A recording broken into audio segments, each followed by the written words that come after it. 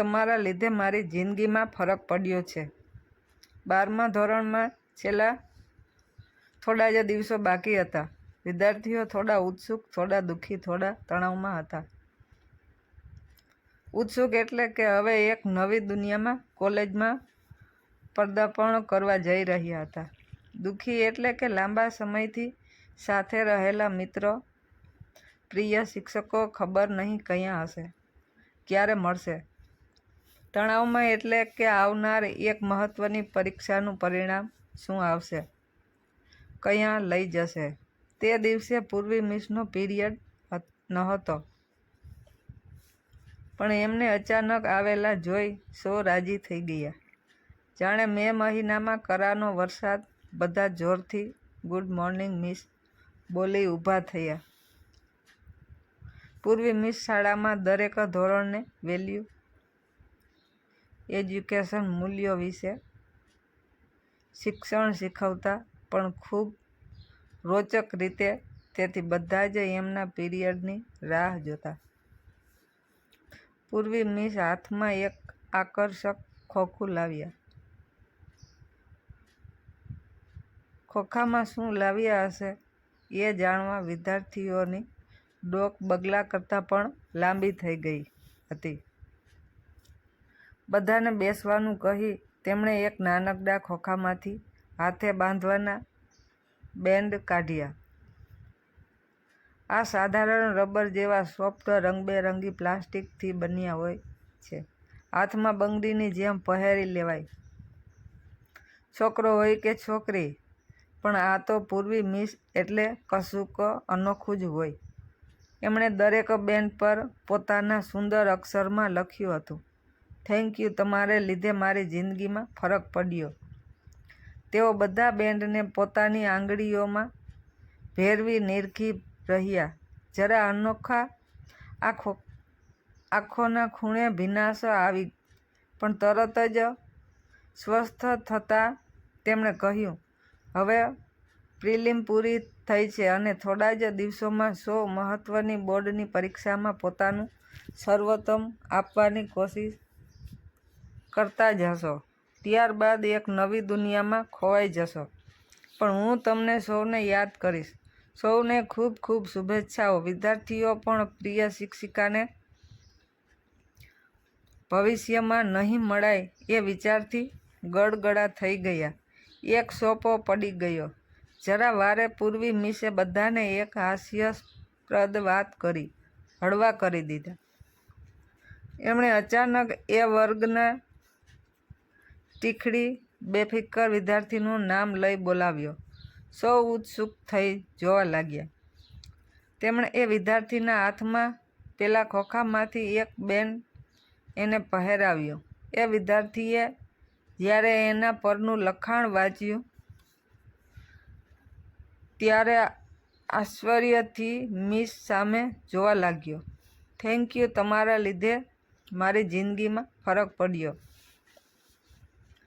એ કશું પૂછે એ પહેલાં મિસે બીજા 3 બેન્ડ એને આપી કહ્યું, તારા જીવનમાં મહત્વની બીજી 3 વ્યક્તિને આ બેન્ડ આપી કૃતજ્ઞતા ફેલાવજે.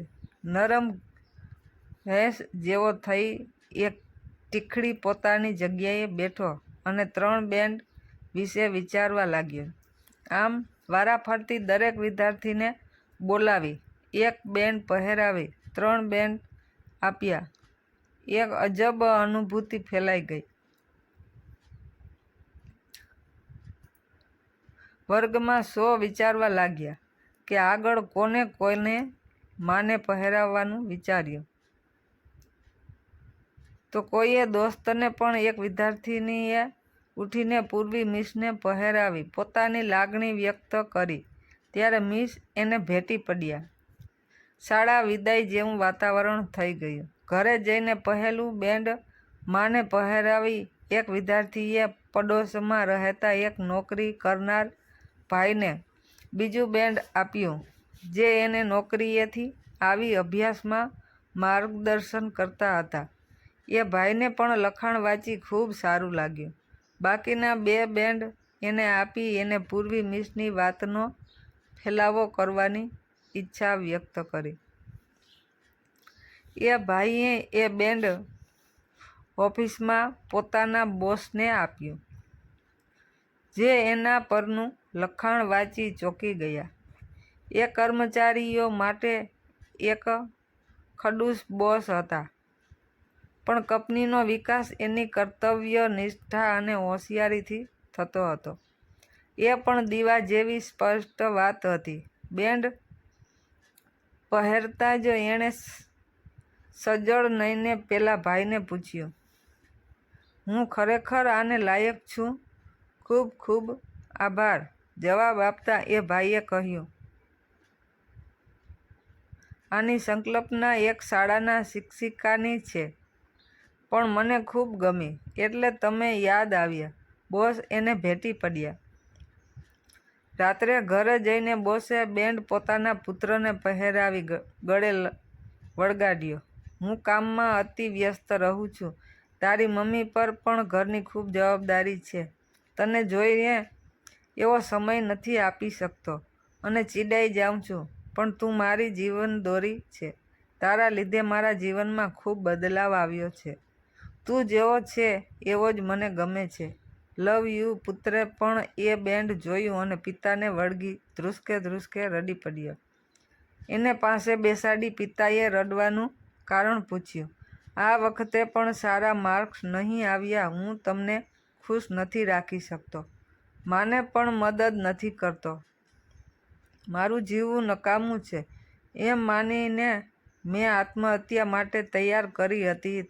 તમને અને માને ચિઠ્ઠી પણ લખી રાખી હતી. આ સાંભળી બોસના અશ્રુએ માજા મૂકી. બંને પિતા પુત્રને વળગી રડતા જોઈ માં ચૂપચાપ ખૂણે ઊભી ગાલ ભીંજવતી રહી.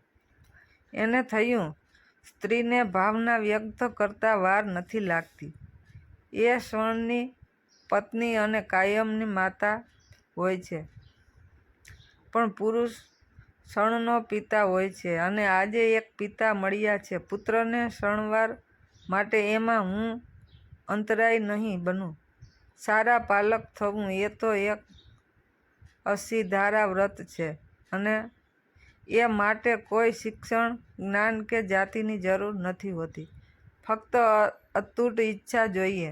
સંતાનને ઉત્તમ મૂલ્યો આપવાની એ ઘર મંદિરના દેવને વંદી રહી પુત્રને બચાવવા માટે. ત્યારે એ બેન્ડને હૈયે ચાંપતા એક પિતાના આશીર્વચનો બોન્ડ બંધન બનેલા બેન્ડ થકી બ્રહ્માંડમાં સકારાત્મકતા ફેલાવી રહ્યા.